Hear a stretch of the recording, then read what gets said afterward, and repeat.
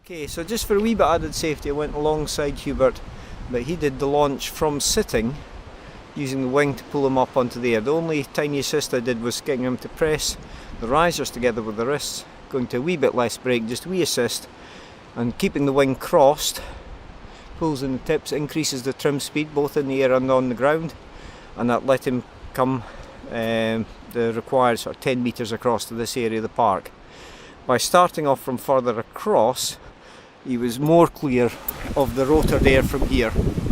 So I've been playing about and flying that. See, not too bad, but there is a bit of white capping.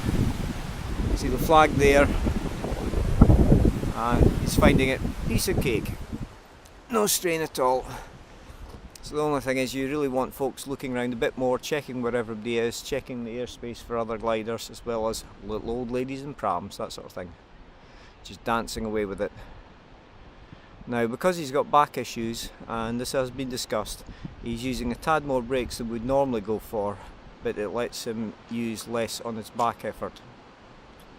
Good afternoon, or morning, not sure. One or the other. Good hour morn. We hedge the bets. Good hour morn. Or morn hour. No, feel free. Plenty of room for everybody. Right. So as you can see, no effort. So main thing is keep looking round and checking the airspace.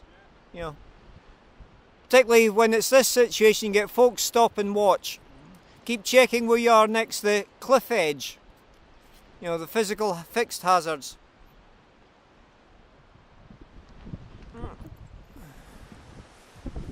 And things like try sitting down and then using the wing to stand up.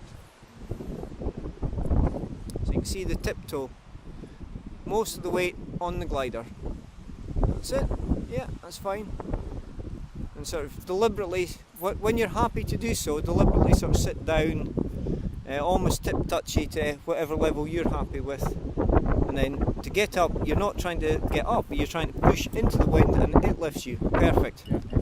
It's just a tiny touch of brake if you need it for that, but essentially it's the pushing the body into wind, changing the pitch of the wing, and it does all the work. I would still tend to be using the wrists more, and that way you flex.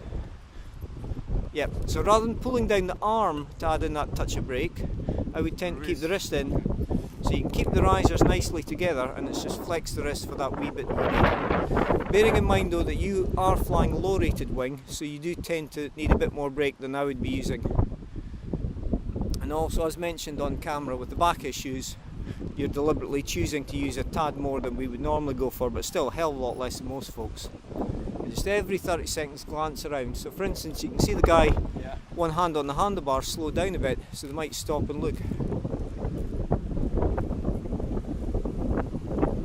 Piece of cake. Right, I'll shut down the video and get some pictures. So it just makes it look so easy there.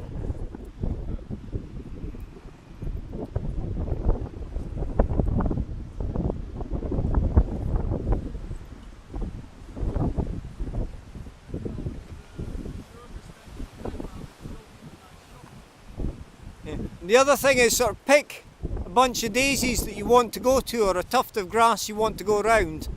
So you practice doing sort of a figure of 8 on the ground around things, you know, so really fix a point and say that is as far as I want to go. I want to go there, but I want to stop at that point. Attaboy! Just keep glancing round. Good.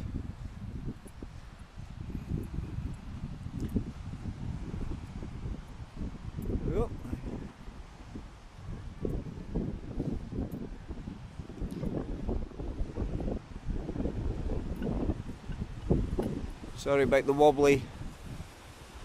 I'm walking with a harness on as well. Let's have a seat.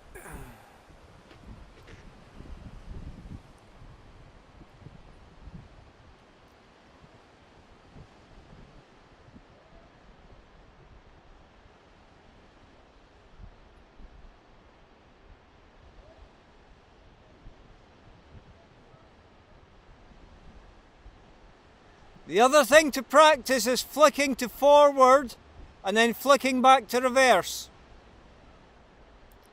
Now bear in mind that I'm in a sheltered area here. You'll be getting a lot of wind noise and wave noise. You might not have heard me there. Yep, good checks.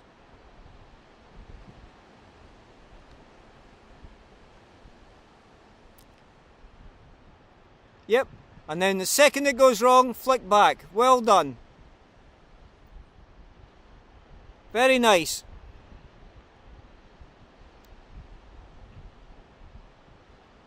Dancing with it. So key thing I keep hammering into students, particularly guys that come to meet the retraining, usually after ending up in hospital, is don't look at the wing, stop using the brakes, mainly the harness. So just tiny touches if you need them, but 99% control, say well 95 at least, is harness. And I'll often do this, demo this with no brakes in my hands at all. Having said that, with low rated wings, sort of 1s or A's if you like these days, you often do need a tiny touch of brake.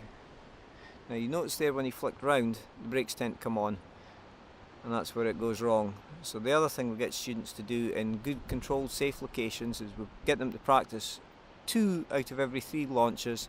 They've got to take off backwards, fly out, and then do a controlled slow turn in the air to face the flight direction, not swinging round. So it's got to be controlled. And they also get them to practice in the air in good safe locations, turning around backwards in the air.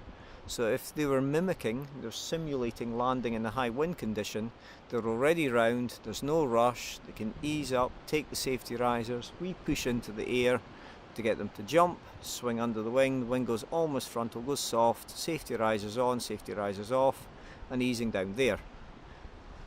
Nicely done, and you can see no major drag, easy, dead wing.